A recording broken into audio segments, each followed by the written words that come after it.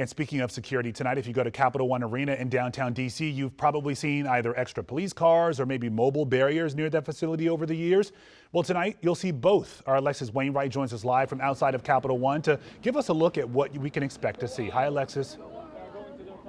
Hey, Lorenzo. Well, we know that law enforcement agencies are on high alert here in the nation's capital, but nothing new here outside of Capital One Arena happening right now. But within the last 3 minutes, we want to show you what we've seen over here. You see officers and security out here with these barriers that are right here at the corner of F and 6th Street. Now, MPD tells us that these barriers have been here on and off for years. And if the barriers are not here, then you would usually see police cruisers block off this area. But we can tell you tonight we have noticed that both are here in place, and we've noticed an increase in police presence more than we would usually see here outside of Capital One Arena. We've seen at least 6 MPD cruisers right here on this street out front of Capital One on the front side. And again, these barriers that are here in place as fans start to come out to prepare to go inside for that game. Now, DC police issued a statement saying, while there is no known threat to the District of Columbia, out of an abundance of caution, MPD has heightened security posture across the city in light of recent events. Now, they did not go into any specifics about the amped up security,